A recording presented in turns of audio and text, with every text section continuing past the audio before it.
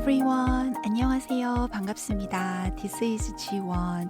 Welcome back to Growing Up in Korea and to part 4 of our little side series, K-Book Uncovered, where we've been walking through Yu Shi-min's 나의 한국 현대사, My History of Contemporary Korea together.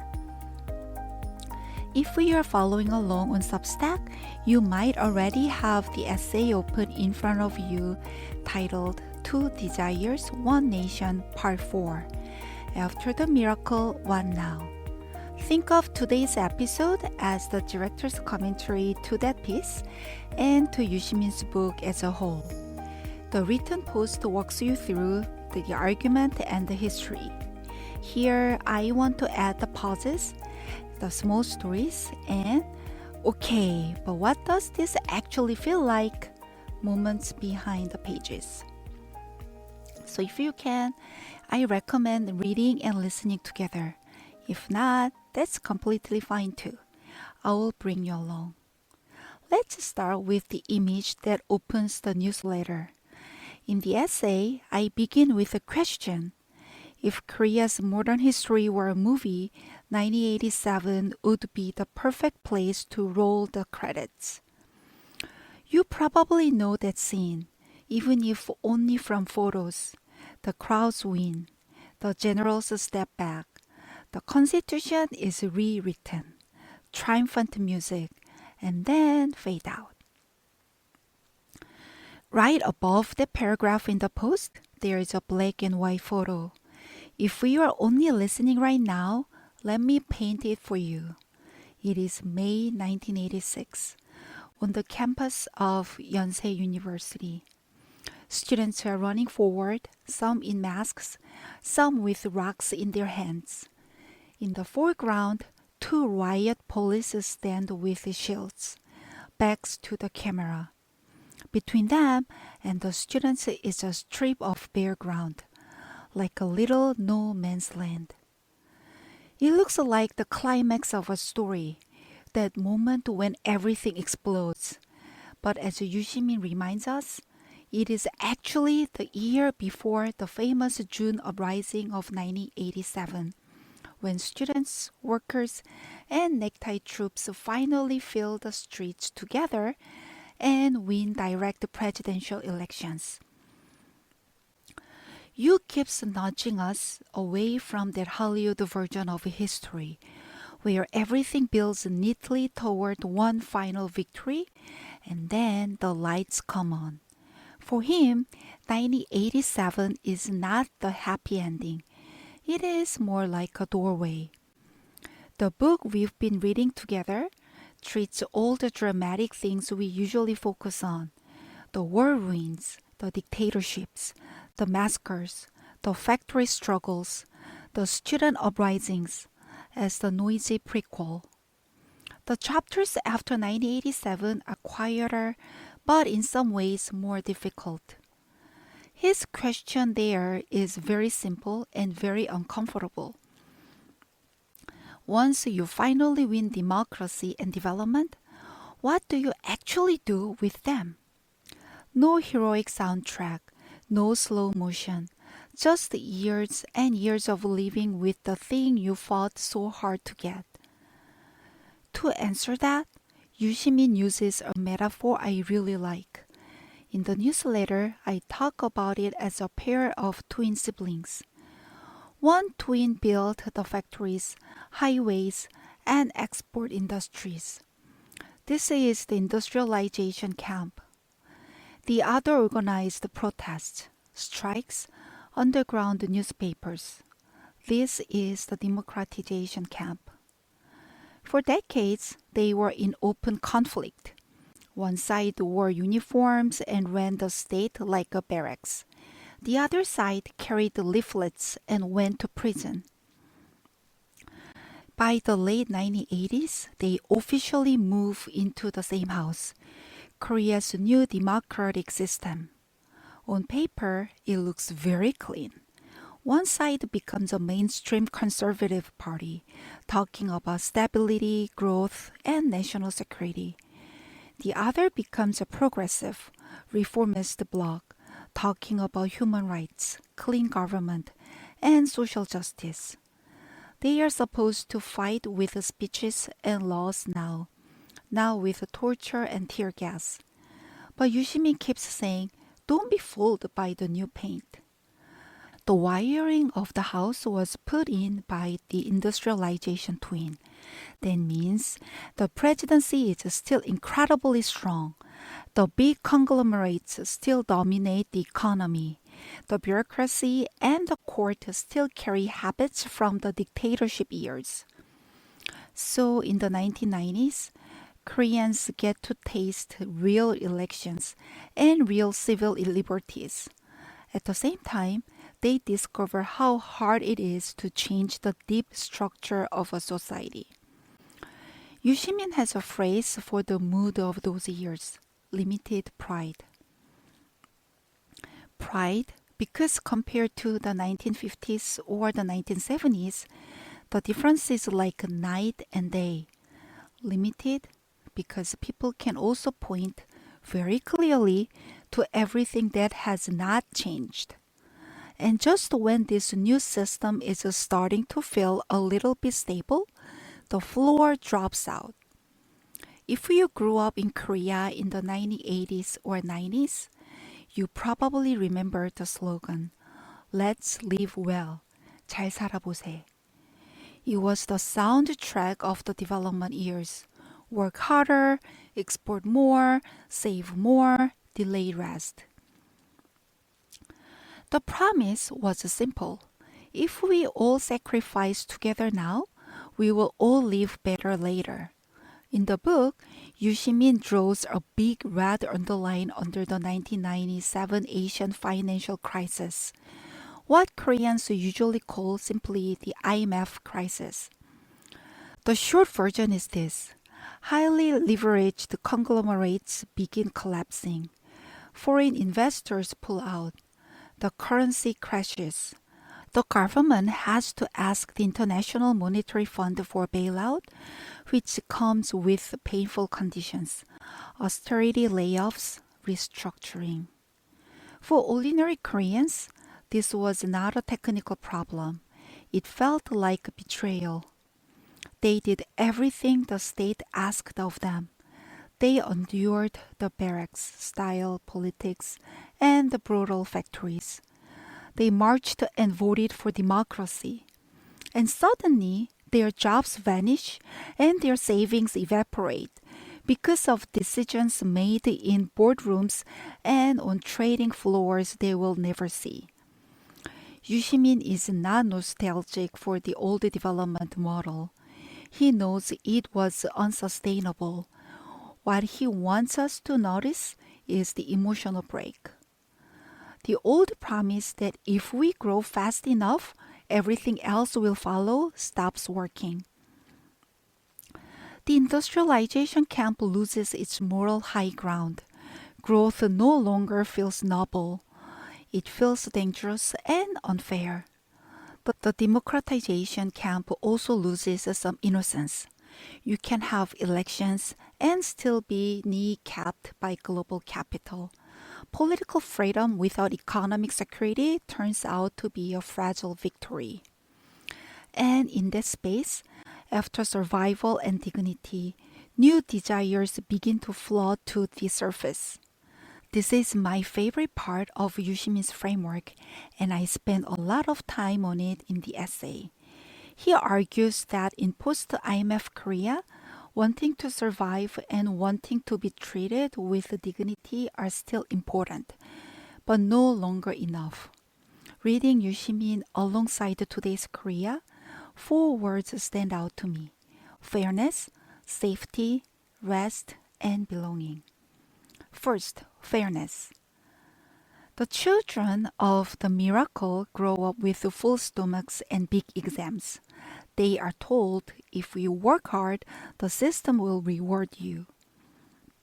Then they see hiring scandals, admissions fraud, secret wealth, and quiet pardons. So their question becomes, if this is a game, who is actually writing the rules? That question cuts across the old divide between left and right. The same young people who march for democracy or LGBTQ plus rights are often the hardest critics when they see cheating on exams or backdoor hiring, because what they really care about is whether the rules apply equally to everyone. If you are listening to this outside Korea, you might recognize this feeling too. Think about student debt, unpaid internships, or political dynasties. The details are different, but the emotion is similar. Second, safety. The IMF crisis exposes how thin Korea's safety net is. The country reaches high tech prosperity with only a half built welfare state. So people start to ask not only how much can I earn, but also how far will I fall if something goes wrong. Job security, housing, healthcare, mental health, disaster response, all of these become part of the democratic conversation. Third, rest. This is the one that often surprises non Korean listeners. Rest sounds like luxury, but in Korea, it has become deeply political. If you are raised by parents who survived war, dictatorship, and the IMF crisis, it makes sense that they push you hard. They know what happens when you fall behind. They love you and they are terrified. But at the same point, the next generation starts whispering, is there any way to be Korean without being exhausted all the time?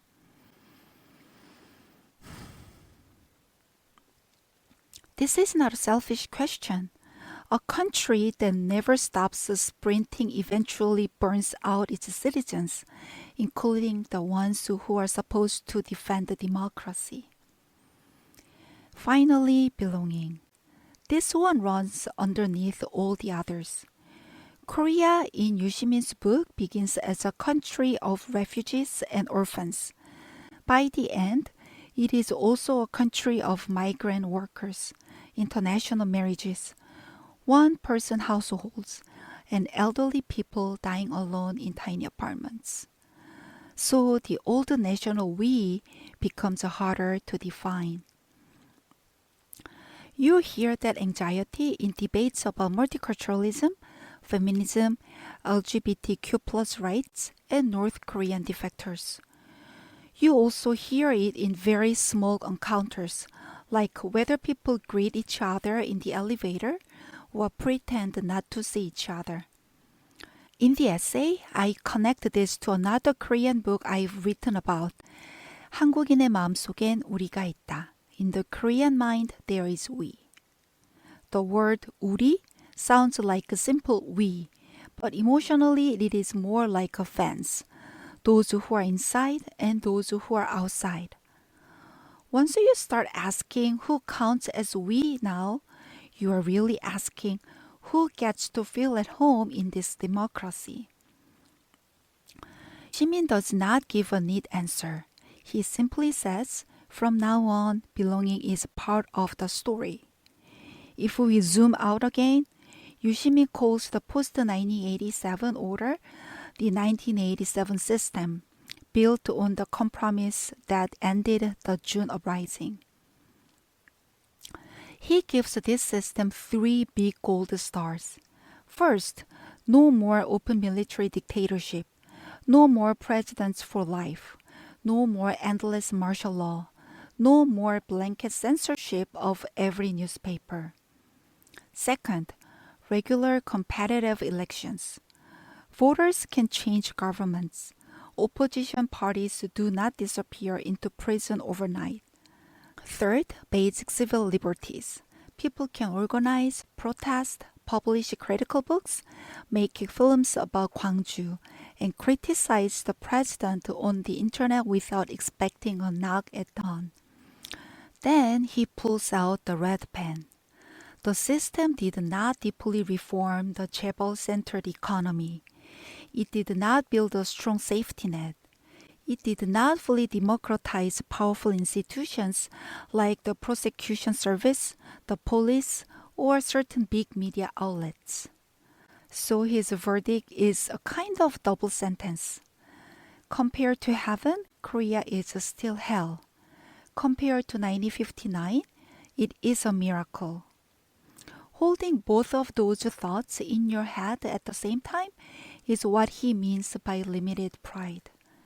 For me, this is one of the most useful gifts of the book. It is so tempting to flip between everything is terrible and everything is great. Yu Shimin insists that mature citizens have to live in the messy middle. In the last part of the essay, I talk about protests, which is probably what many people outside Korea recognize first. You have likely seen at least one photo, the candlelight sea that pushed President Park Geun-hye toward impeachment in 2016 and 2017. Or more recently, the ocean of K-pop light sticks demanding President Yoon's resignation and rejecting martial law talk. Or maybe earlier, images of farmers, delivery workers, and students filling downtown streets. In the newsletter, right under this part, there is a wide aerial shot of the National Assembly area in Seoul. It looks like the entire street grid has been filled in with glitter. Those little dots of lights are people asking very serious questions. Yu Shimin's point is that these scenes are not random explosions of Korean protest culture. They are episodes in a long negotiation between the people who rebuilt a poor, war-torn country, the institutions and companies that still cling to older habits of power, and younger generations who do not want to relive every trauma of their parents and grandparents. When Koreans gather like that, they are not just saying, we dislike this one president. They are also asking, is this still a country that our mothers died for? Is this still the country that our parents broke their bodies to build? If not, what needs to change and who is listening? Yu Shimin's answer is both comforting and uncomfortable. There is no way when democracy is done. There is only the ongoing work of noticing what people desire now and checking whether the system can still respond. Korea has a big advantage, muscle memory. People know that mass action can change the rules. It also has a big danger, exhaustion. You cannot live forever on the edge of another rising. At some point, a society has to make room for ordinary, unheroic lives. That, in the end, is what fairness, safety, rest, and belonging are really about. I want to end as the essay does by turning the mirror toward you, wherever you are listening from. One reason I love Yu Shimin's framework is that it travels well. You do not need to know all the details of Korean history to use it. You can simply ask, in your own country, what have people been desperate for in the last few decades? Which desires got written into law? Which ones were dismissed as naive, childish, or dangerous? Which political groups are still living inside an old desire and can't hear the new ones? Where do you see limited pride where you live? That feeling of, we have come so far, and I can also tell you exactly who we left behind. If you want a guide to ask these questions, Yu Shimin's book is a good companion. If you want a Korean friend walking beside you while you think, that is what I'm trying to be with this series.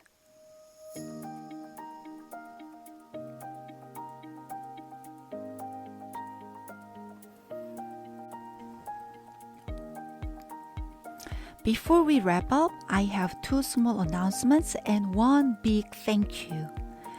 First, this episode is the last podcast of 2025. On the newsletter, I'm doing one more written bonus next Monday, December 22nd. It's a deep dive into 유시민's political philosophy book, What is the State? 국가란 무엇인가? Which is like the intellectual twin of the history we've just walked through. It's a little director's cut gift at the end of the year. There won't be an audio version of that one, so if you're missing my voice, you will have to imagine it while you read. After that, I'm finally going to do the thing Yushimin says Koreans are very bad at. Rest. I'll be skipping the Thursday podcast episodes on December 24, January 1st, and January 8th. I want to spend unhurried time with my family, especially my daughter on winter break, and come back on January 15th with a fuller tank and a taller stack of underlined books. Now the big thank you. When I look at my podcast stats, they tell me that people have been listening from 82 countries this year. 82.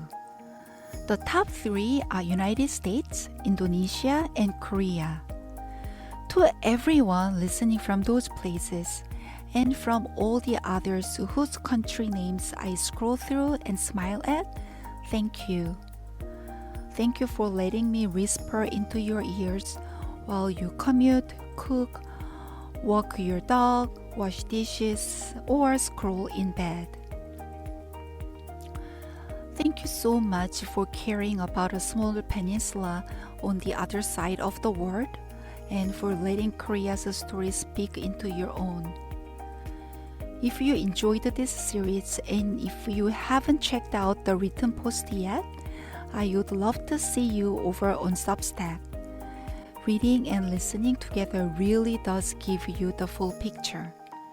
For now, this is Jiwon signing off from the podcast for 2025. I'll be back in your inbox on December 22nd with one last written bonus essay, and back in your headphones on January 15th in the new year. Take care, rest if you can, and as always, thank you so much for listening and for reading.